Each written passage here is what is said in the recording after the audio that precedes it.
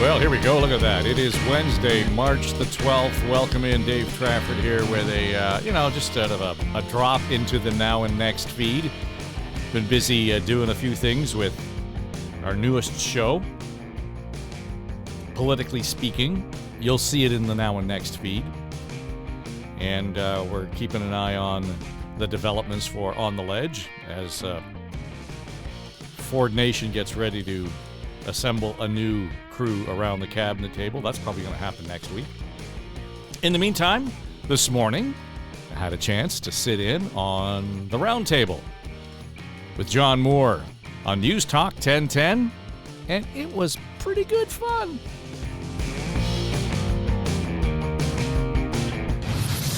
Round one. On round one, Dave Trafford is here, chief executive producer at Story Studio Network, host of Now and Next, and the new Politically Speaking podcast, and the new... Okay, I'm not sure what that copy means, but we're big fans. Brampton City Councillor Rowena Santos and Paven Bratch is here, serial entrepreneur in health and tech. Sorry to mangle that, Dave Trafford, but one of the titles of your podcast was missing, so you can do some promo right now. That's okay. We've put On the Ledge just on hiatus for a couple of weeks just to take a breath while they get organized at Queen's Park. But in the meantime, we've launched a show called Politically Speaking. It is in the Now and Next feed, so that's where we put it. We had Kathleen Wynne, John Tory on this week with John Wright and Keith Leslie, and we talked about the Mark Carney situation. I hear he did well, so we thought we should talk about it. Yeah. Okay, so listen, let's start with this dizzying trade war. And Rowena, you've been on the front lines of it, so I'll let you go first.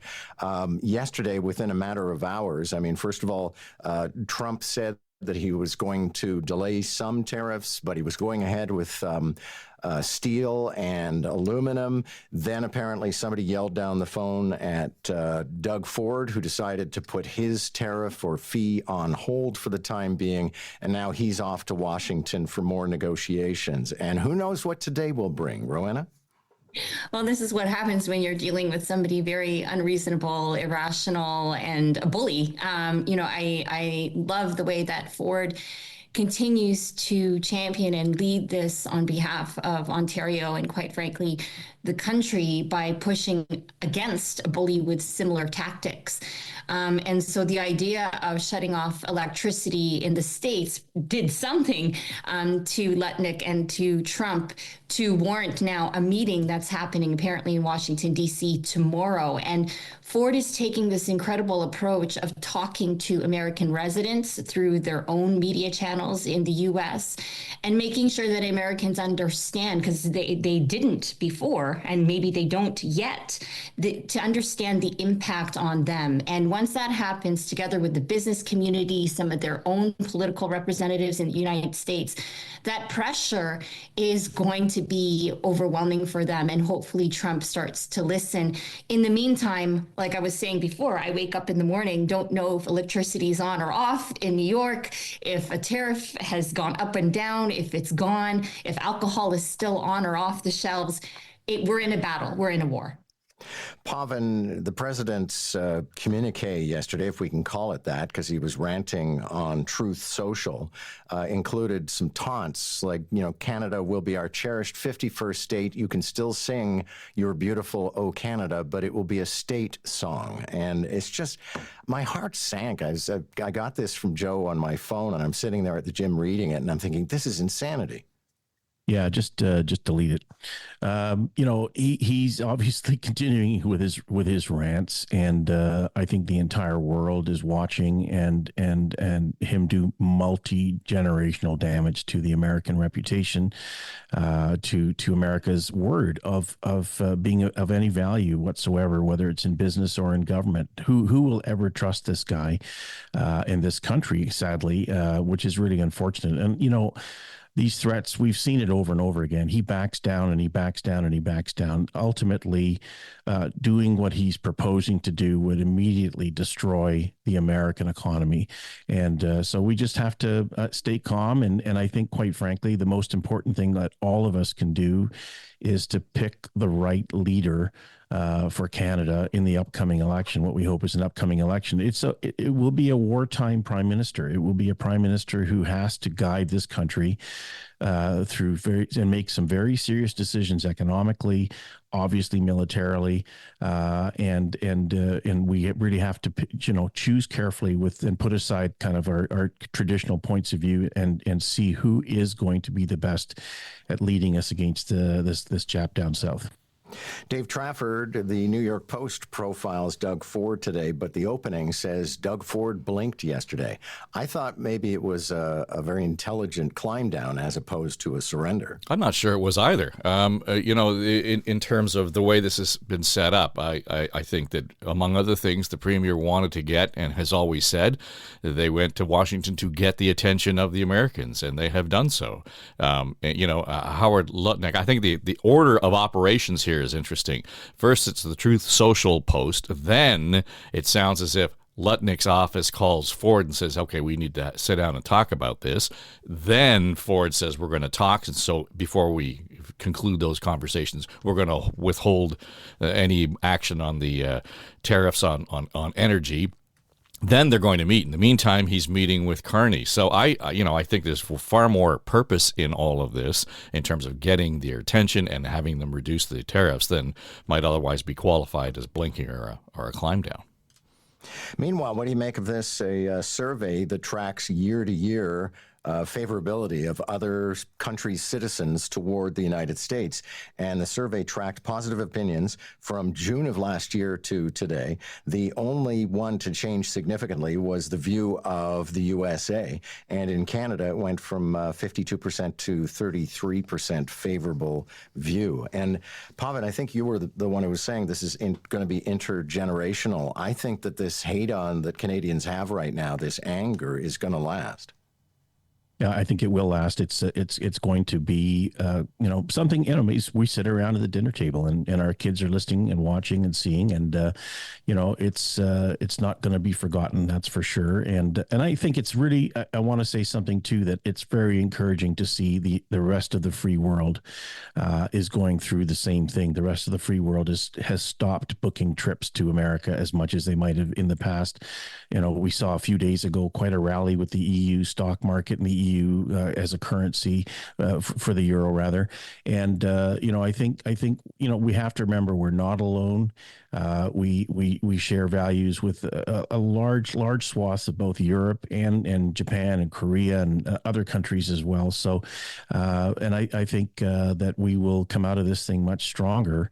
And quite frankly, we do have so much strength in what we have as a country, and we'll be fine. Dave Trafford, though, this sort of squandering of the great relationship is perplexing, to say the least. I suppose, but I think that at the heart of it is we just don't like autocrats. We don't like dictators. I mean, if you look down the list, we don't like China, we don't like Russia, or Iran. I mean, that what's shocking, I think, about it is that the United States is now in that neighborhood. But this is obviously a direct response to Donald Trump. But I think Pavin's right that this is going to be one of these things that will be a bruise still that we've not recovered from generations from now. And, for better or worse, it's made us stand up and take stock of where we are and what we mean in the world. So what we do with or without the United States. I know our friend David Schultz from Hamline University, he's talked often about what will Europe do without the United States involved in NATO. And he was banging that drum years before it happened. So I think this has actually been the need and the reason for us to come to terms with those things. Rowena, you've been in the U.S. since this whole thing blew up, and I wonder what it has to be like to deal one-on-one or in groups, whatever, with American citizens, some of whom may have voted for Trump and some of whom may even like this. So I have an uncle, a professor of international economics who lives in Ohio. And is married to his husband for many years in Cleveland. And then I have an aunt in Bellflower, United States in California. And my uncle supported Kamala Harris and is a Democrat. My aunt supported Trump. It's something that with my American relatives, we don't talk about politics per se when we're all together. Nonetheless, when I do talk to them, they both say to me, whether they supported Trump or Harris in the last election, that they don't blame Canada for feeling the way that we do. And that, when I say to my family members and friends in the U.S., they could take my Canadian flag and my citizenship from my dead cold hands. They get it. They understand. And certainly they say to me, you know what, if the situation was reversed, we would feel the same way about Canada. Meanwhile, Pierre Poilievre, apparently his strategy on abortion, he has said he's not going to bring about any legislation on abortion should he become the prime minister. He says in a letter with an anti-abortion supporter, he said he's going to promote adoption. He is himself adopted. Dave Trafford, I guess it's a strategy. I don't know if it's going to objectively reduce the number of abortions that take place. This sounds to me like a solution in search of a problem. I mean, we want to bring this up time and time again. We haven't had an abortion law in Canada since, the late 80s, early 90s. This has not ever been on the radar for any party since then, realistically. It doesn't seem odd to me that the leader of any major party would respond to a constituency who had some concern about a particular policy and gave an answer, and he gave an answer. So whether you like that or not, I'm not even sure that it brings up this sort of, you used the word before, zombie idea around stories. This is a zombie issue that goes nowhere. So to me, it's just one of these really, okay, it's look at that, it's Tuesday, it's Wednesday, whatever day it happens to be, right? Paven, do you think it's an elegant solution to a political problem? I think it's a big mistake, to bring it up. I mean, I think this is the kind of stuff that's going to be leveraged by, the new leader of the Liberals. He's going to, kind of create doubt and misconstrue the comments about being pro-adoption as being anti-choice. Which he is not. So he and his wife both are pro-choice. I admire the sentiment, obviously, that adoption should be something that's always encouraged, and we considered it at one point in time as well. And it's a complicated process, and maybe too complicated. So, but I think politically, strategically, it's probably a bit of a mistake to get into it. Rowena, your thoughts? Yeah, I got to agree with Paven as well. Politically, it's a bit of a landmine for Poilievre. And I support more supports for adoption and options for adoption. But obviously, I'm a pro-choice person. And politically, this further aligns Poilievre closer to where Trump's politics are. And I'm sure the Liberals and the NDP will use that against him. So would you have ignored that letter from the constituent then, and particularly a loud voice like that? If they had written to you on a topic like that was consequential, you would have ignored it? No, I wouldn't have. I definitely would not have ignored it. I would have responded, obviously, but it just puts Poilievre and them into a very bad political position, very controversial one. And very quickly, Dave, I'll come to you, and you may be the only person who gets to weigh in on this.